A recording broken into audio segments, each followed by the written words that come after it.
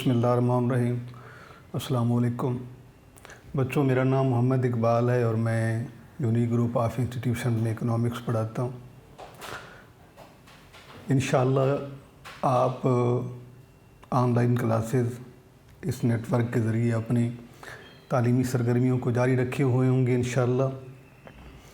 और इसी में ही बेटे जो है, चूँकि ये सारा नेटवर्क एक मरबूत और मुनज़्ज़म निज़ाम जो है आपके तालीमी सिलसिला को जारी रखने के लिए ही तरतीब दिया गया है और ख़ासतन आपके मफ़ाद के लिए।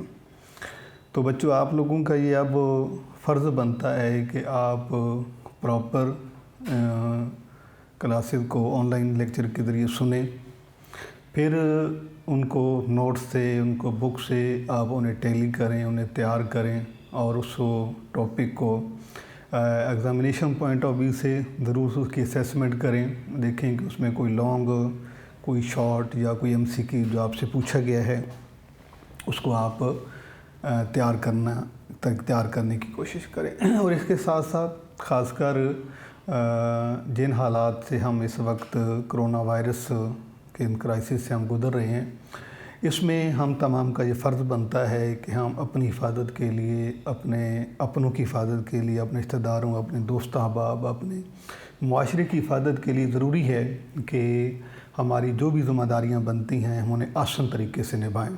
मसलन जैसा कि इस वबा की मद में हम जानते हैं कि इस वबा का इलाज सिर्फ़ एहतियात है, और एहतियात जो है वो उसको करने से ही, मुहतात रहने से ही हम अपने आप को और अपने मुआशरे को इस वबा से महफूज रख सकते हैं। जैसा कि इस पस मंज़र में जो है वो गवर्नमेंट अथॉरिटीज़ हैं, सोशल मीडिया है, प्रिंट मीडिया है, इलेक्ट्रॉनिक मीडिया है, और इसके अलावा हम भी आपको इसी के बारे में हिदायत देते रहते हैं। अदारे की तरफ से जो भी आपको मैयर्स कहे जाते हैं, आप उन पर कारबंद रहें।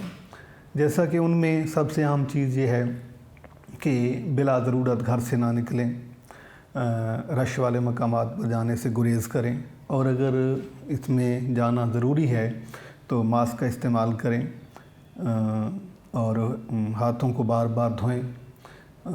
इन एहतियात के करने से इंशाअल्लाह आप, हम और सब जो है इस वबा से महफूज रहेंगे इंशाअल्लाह। तो बेटे, online classes economics part 1 chapter बेटे हम इसमें पढ़ रहे थे सप्लाई, ठीक है। और इस चैप्टर में हमने लास्ट पे जो पढ़ा था वो सप्लाई का इंट्रोडक्शन था। सप्लाई जो है वो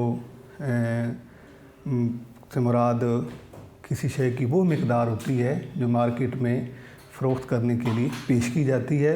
उसके बाद सप्लाई और स्टॉक में क्या डिफरेंस होता है। इसके बाद हमने उसमें टॉपिक पढ़ा था रिज़र्व प्राइस के बारे में। आज जो हमारा टॉपिक है बेटे वो है law of supply. Law of supply. अब लॉ ऑफ सप्लाई जो है ये मार्केट का एक बड़ा अहम लॉ है। इस लॉ की बुनियाद जो है वो है सप्लाई फंक्शन। बुनियादी तौर पर सप्लाई फंक्शन जो है वो इसकी बुनियाद है। QS is the function of P। Quantity of supply is the function of price. यानी क्वांटिटी ऑफ सप्लाई जो है वो प्राइस लेवल पे डिपेंड करती है। इसमें इस फंक्शन में मैंने आपको बताया था कि ये फंक्शन जो है ये इंक्रीजिंग फंक्शन है, और इंक्रीजिंग फंक्शन का मतलब है कि इन दोनों वेरिएबल के दरमियान जो ताल्लुक़ है वो डायरेक्ट है। मसलन प्राइस के बढ़ने से क्वांटिटी ऑफ सप्लाई बढ़ जाएगी और प्राइस के कम होने से सप्लाई भी कम हो जाएगी। ये इसमें एक रिलेशन पाया जाता है। अब इस रिलेशन को जब हम डायग्राम की शक्ल में जब इसे हम शो करते हैं तो इनमें चूँकि इन दोनों वेरिएबल के दरमियान पॉजिटिव रिलेशन है, इसलिए इनसे जो कर्व बनता है उसकी नेचर भी पॉजिटिव है। तो जैसा कि हम पहले जानते हैं इकोनॉमिक लॉज के बारे में कि इकोनॉमिक लॉज में हम लिखते हैं कि other things remain the constant, यानी कुछ चीज़ों को अजूम करके हम उस लॉ को प्रूव करने की कोशिश करते हैं। और दूसरा जो है, इनको सॉल्व करने का बेटे पैटर्न इस तरह से होता है कि सबसे पहले हम उसको डिफ़ाइन करते हैं, फिर उसका टेबल बनाते हैं, फिर उसको डायग्राम फॉर्म में लेके आते हैं, फिर उस डायग्राम की एक्सप्लेनेशन करते हैं, उसके बाद अजम्पशन लिखते हैं। यानी एक ही बात होती है, उसको हम पहले वर्डिंग में बयान करते हैं जिसको डेफिनेशन कहते हैं, फिर उसे टेबल की शक्ल में लेके आते हैं जिसे जो है वो गोशवारा कहा जाता है, फिर उसी टेबल से हम डायग्राम बिल्ड करते हैं और डायग्राम जो है ये ग्राफ के जरिए इसकी वजाहत हो जाती है, फिर उसके बाद डायग्राम को एक्सप्लेन करते हैं और यही पैटर्न हमारा इसमें चलता है। लॉ ऑफ सप्लाई ये है कि जिस तरह मैंने आपको बताया है कि लॉ ऑफ सप्लाई की बुनियाद जो है वो सप्लाई फंक्शन ही है कि हमने इसमें क्वांटिटी ऑफ सप्लाई और प्राइस के रिलेशन को लेना होता है। इसमें बेटे हम सबसे पहले जो है इन दोनों वेरिएबल के दरमियान पाए जाने वाले मुस्बित ताल्लुक़ को की वजाहत करते हैं, उसके बाद इसको हम डिफ़ाइन करेंगे। अगर हम इस फंक्शन को लिखें तो पहले कॉलम में हम P, उसके बाद सप्लाई, क्वांटिटी ऑफ सप्लाई जैसे सप्लाई में। अब प्राइस जो है आप 2, 4, 6, 8, 10, चूँकि प्राइस हमने ली है इंक्रीजिंग रेट से, तो हम जानते हैं कि प्राइस और क्वांटिटी ऑफ सप्लाई में पॉजिटिव रिलेशन बनता है, लिहाजा हम जो है वो इसको भी बढ़ाएंगे। मसलन यहाँ पे क्वांटिटी 100, 200, 300, 400 एंड 500। ओके, अब ये टेबल इस बात की वजाहत है कि प्राइस और क्वांटिटी ऑफ सप्लाई के दरमियान पाया जाने वाला ताल्लुक़ जो है ये पॉजिटिव है। हम प्राइस को बढ़ाते जा रहे हैं तो सप्लाई भी बढ़ती जा रही। अब ऐसा भी हो सकता है कि आप सप्लाई को कम करें, प्राइस को कम करें तो सप्लाई को भी कम कर दें, ये भी आपके पास एक ऑप्शन मौजूद होता है। यानी कि बात करने का मकसद ये है कि आपने दोनों के दरमियान रिलेशन जो है वो पॉजिटिव रखना है, मीन इंक्रीजिंग फंक्शन रखना है। जैसे मैंने आपको यहाँ पर लिख के दिया है कि इंक्रीजिंग फंक्शन का मतलब होता है जब दोनों वेरिएबल के दरमियान रिश्ता मुस्बित होता है, प्राइस के बढ़ने से सप्लाई बढ़ेगी और प्राइस के कम होने से सप्लाई भी कम हो जाएगी। तो इस रिलेशन को जो है इंक्रीजिंग फंक्शन कहते हैं। प्राइस और सप्लाई के दरमियान पाया जाने वाला इंक्रीजिंग फंक्शन है। अब इसको आप जो है वो टेबल कोई एक्सप्लेनेशन भी अगर आप लिखना चाहें तो आप लिख सकते हैं। इसमें आप बताएंगे कि इस गोशवारे में पहले कॉलम में in first column there is price and in second column there is quantity of supply. This table shows that when in price level increases quantity of supply follow the change in price positively, mean कि जैसे जैसे price बढ़ती जाती है quantity of supply भी उसी rate से बढ़ती जाती है। इसके बाद बेटा हम इसी चीज़ को जो है सप्लाई को हम यहाँ पर डायग्राम शक्ल में लेके आते हैं। 0 है एक्स एक्सिस और ये वाई एक्सिस, जहाँ पे हम प्लॉट करेंगे प्राइस और यहाँ पर क्वांटिटी ऑफ सप्लाई, और पहले यहाँ पर हम क्वांटिटी ऑफ डिमांड को प्लॉट करते थे। शुरू में आपको तफसील से बताया था कि इस फंक्शन में इस चैप्टर में और इससे पिछला जो सबका हमारा चैप्टर है सिर्फ एक फंक्शन का फ़र्क है, उसमें प्राइस और डिमांड का रिलेशन है नेगेटिव, इसमें प्राइस और सप्लाई का रिलेशन है पॉजिटिव। अब बेटे हम इसका स्केल डिफाइन करते हैं। ये प्राइस हमने लेनी है वाई एक्सिस पे 2, 4, 6, 8, 10। इनका जो डाटा है ये बहुत आसान है, तो आप आसानी से की प्लॉटिंग कर सकते हैं। 2, 4, 6, 8, 10। और इसके बाद जो सप्लाई है, सप्लाई में भी इसका ग्राफ या इसका डिजिट मैंने इसलिए सिंपल वैल्यू लेते हैं ताकि हमें प्लॉट करने में आसानी हो। तो ये है बेटे 100, 200, 300, 4 और 500 जी। और वही एक दफ़ा फिर याद दहानी आपको करवा दूं बेटे कि आपने इस स्केल का ख़ास ध्यान रखना है, यानी कि आपने ये देखना है कि जितना इसके दरमियान बॉक्स बराबर जो इनके पास नंबर इनका सेम होना चाहिए, तो इसमें डिस्टेंस भी उतना ही होना चाहिए। जैसे जहाँ पर 2 का गैप है तो इसमें भी आपकी जो है ना वो स्पेस भी उतनी होनी चाहिए। ऐसा नहीं होना चाहिए कि आप नंबर गैप आपका मुख्तलिफ हो और उसमें जो है आपकी स्पेस मुख्तलिफ आ रही हो, इसका आपने ख़ास ख्याल रखना है जी। इसके बाद बेटे हम इसको प्लॉट करते हैं। आप देखें कि पहले वैल्यू क्या है कि जब प्राइस 2 है तो सप्लाई है 100, तो आप 2 और 100 को जो है मिला देंगे।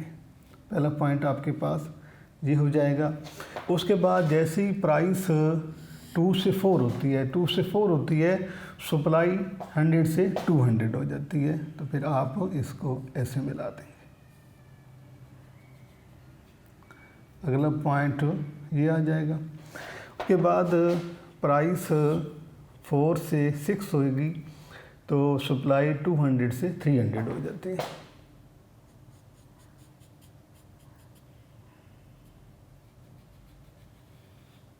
ये पॉइंट आ जाएगा। उसके बाद 8 पे 400,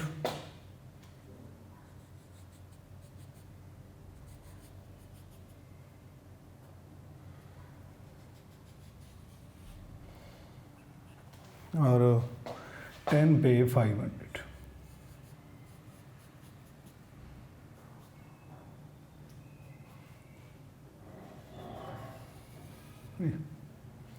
ये पॉइंट आ जाएंगे बेटा A, B, C, D और E।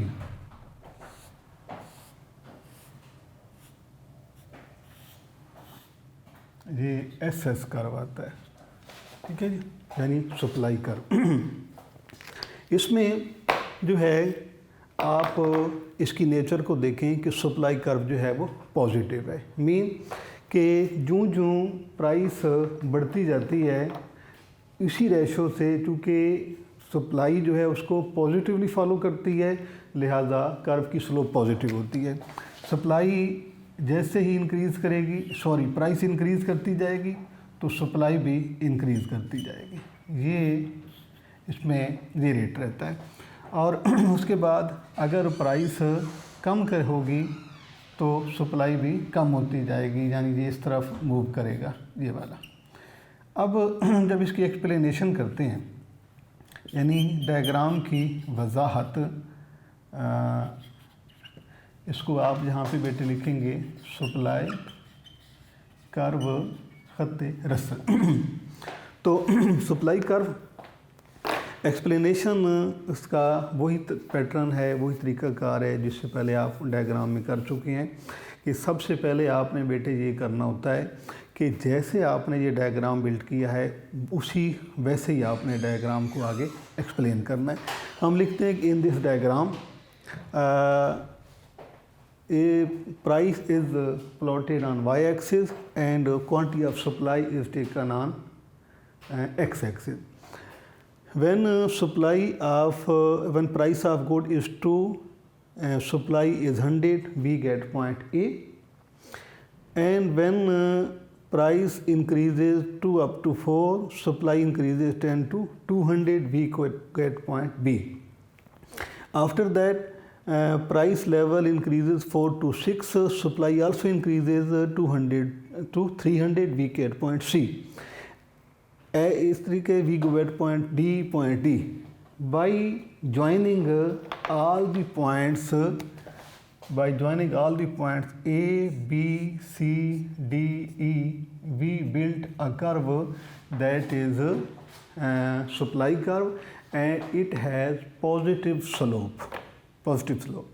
यहाँ पर बेटा एक और चीज़ भी आपने गौर करनी है, जिस तरह से आपने एक्सपेंशन और कॉन्ट्रैक्शन ऑफ डिमांड पढ़ा था, यहाँ से आप वो वाला कंसेप्ट भी इसके अंदर आप पढ़ सकते हैं कि कॉन्ट्रैक्शन और एक्सपेंशन कैसे होगी, क्योंकि आगे हमारा वो अलग से टॉपिक है, अलग से आर्टिकल है, उसमें हम जाके डिस्कस करेंगे। लेकिन आपको यहाँ पे थोड़ा सा इसका मालूम होना चाहिए कि हमारी जो एक्सपेंशन कॉन्ट्रैक्शन, अगर आप एक लम्हे के लिए अगर आप डिमांड कर्व को जहन में लाएँ तो डिमांड कर्व बेटे आपने ऐसे बनाया था, ये डिमांड कर्व है जो आपका लास्ट चैप्टर में था। तो उसमें हम यहाँ प्राइस प्लॉट करते हैं, यहाँ पे QD है।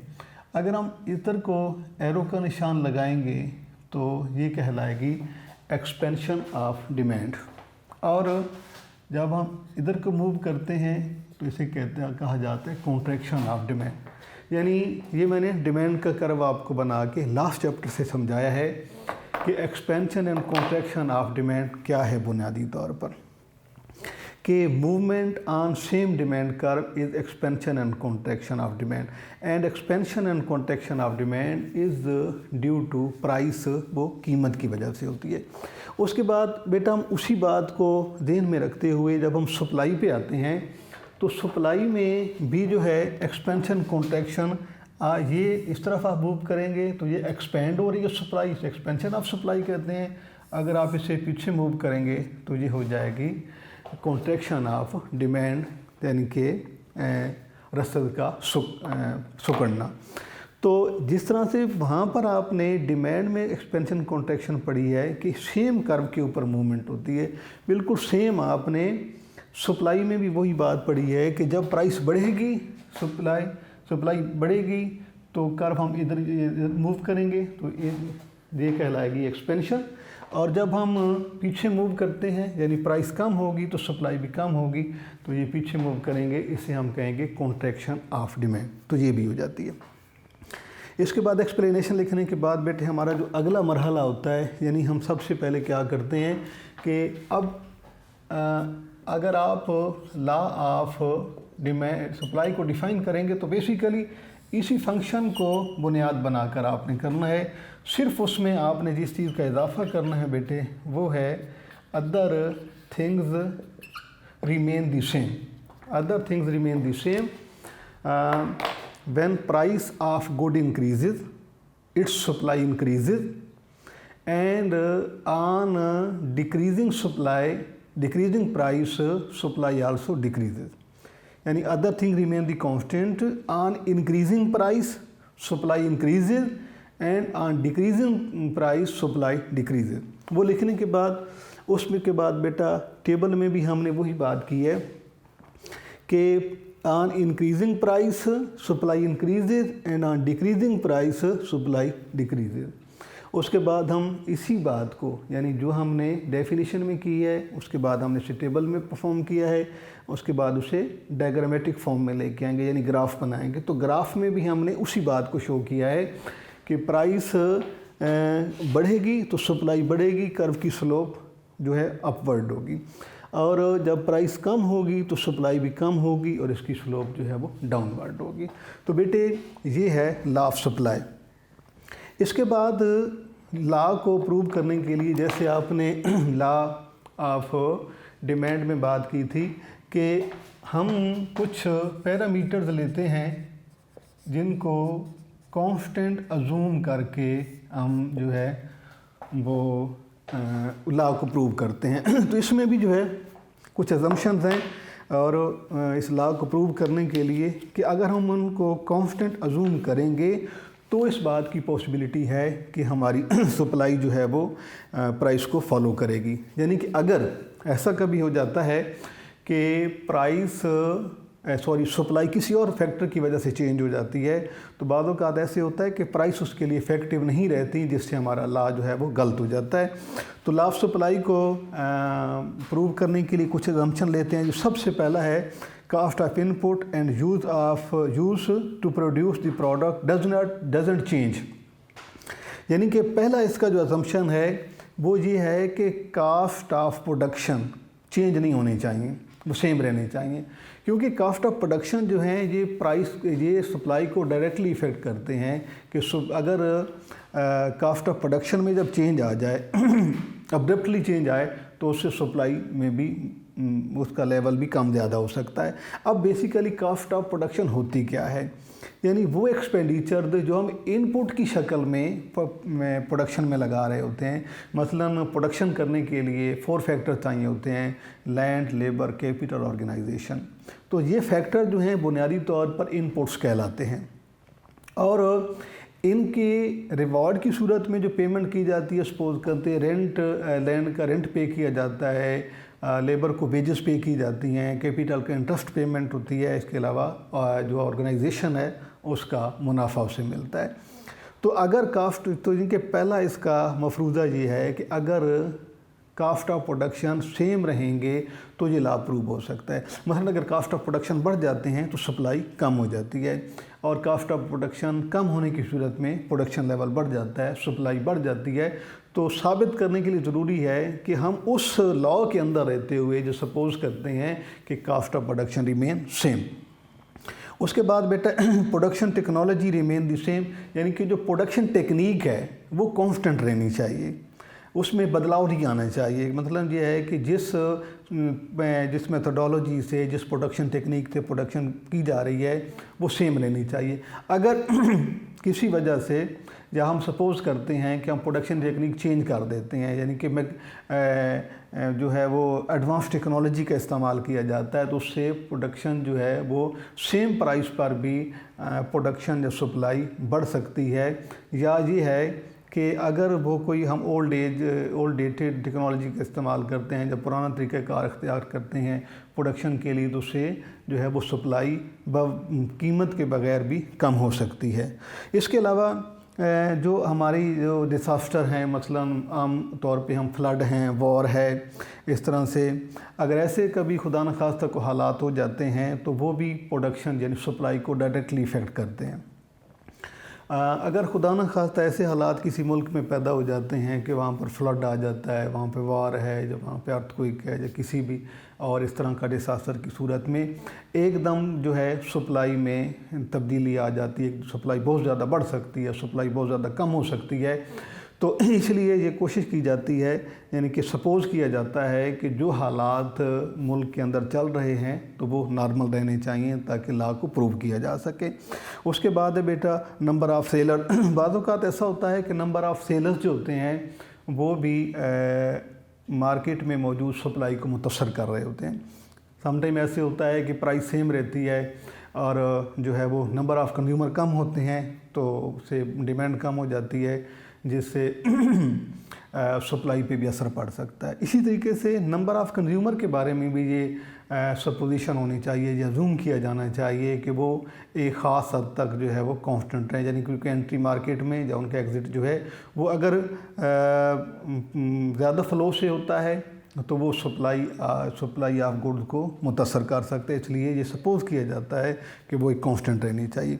उसके अलावा ये है जी कि law and order situation of country must be favourable, कि मुल्क के अंदर जो कानून अमन व अमान की सूरत हाल है वो भी नॉर्मल रहनी चाहिए, क्योंकि ये सप्लाई को इफ़ेक्ट कर सकती है।